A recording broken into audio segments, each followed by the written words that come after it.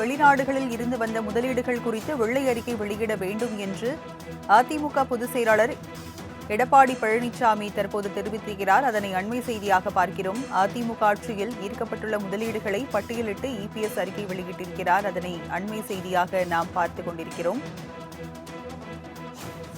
முதலமைச்சரின் அமெரிக்க பயணம் மூலம் வெறும் 7,618 கோடி ரூபாய் மட்டுமே முதலீடுகள் வந்துள்ளன என இபிஎஸ் தெரிவித்திருக்கிறார். விவரங்களை செய்தியாளர் ராஜேஷ் வழங்க கேட்கலாம்.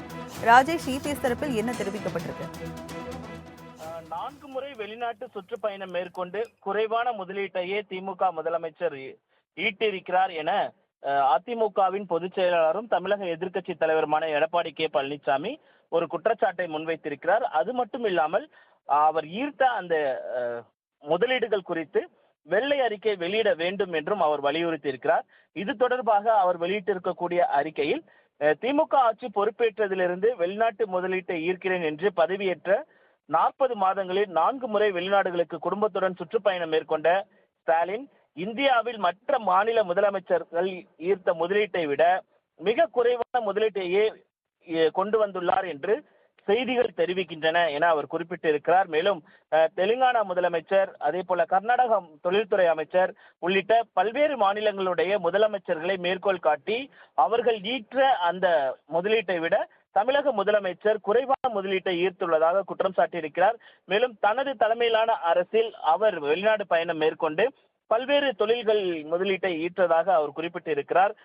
அதை சுட்டிக்காட்டி தனது அறிக்கையும் வெளியிட்டிருக்கிறார். மேலும் தனது தலைமையிலான அரசில் தொழில்துறையில் பணியாற்றியவர்கள்தான் தற்போது ஸ்டாலின் ஆட்சியிலும் தொடர்ந்து முக்கிய அதிகாரிகளாக பணியாற்றுகின்றனர். எனது தலைமையிலான ஆட்சியில் தொழில்துறை சிறப்பு செயலாளராக இருந்த அருண் ராய் இந்த ஆட்சியில் தொழில்துறை செயலாளராக பணியாற்றுகிறார். அன்றைய தொழில்துறை செயலாளராக இருந்த முருகானந்த் இன்றைக்கு தலைமைச் செயலாளராக இருக்கிறார் என்றெல்லாம் குறிப்பிட்டு இருக்கிறார். தற்போது தமிழகத்தின் தலைமைச் செயலராகவும் இருக்கிறார்.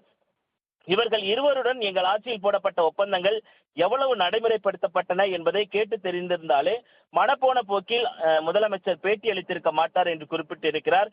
இந்த 40 மாத கால திமுக ஆட்சியில் கொண்டு வரப்பட்ட வெளிநாட்டு முதலீடுகளின் நிலை, துவங்கப்பட்ட தொழிற்சாலைகள், வேலை வாய்ப்பு பெற்றவர்களின் எண்ணிக்கை உள்ளிட்ட அனைத்து விவரங்களுக்கான வெள்ளை அறிக்கைகளை கேட்டேன். இந்த முதலமைச்சரின் செயல்பாடு பூஜ்ஜியம் என்பதால் வெள்ளை அறிக்கையை வைக்க மறுக்கிறார் என்று குற்றம் சாட்டியிருக்கிறார். சட்டியில் இருந்தால்தான் அகற்றில் வரும் என்ற கிராம பழமொழிதான் முதலமைச்சரின் செயல்பாடுகளை பார்க்கும்போது நினைவுக்கு வருகிறது என்று அவர் சுட்டிக்காட்டியிருக்கிறார். மேலும் இந்த தொழில் ஈர்ப்புகள் குறித்து வெள்ளை அறிக்கை வெளியிட வேண்டும் என்பது அவர் வலியுறுத்தி இருக்கிறார். ராஜலட்சுமி, விவரங்களை வழங்கியதற்கு நன்றி ராஜேஷ்.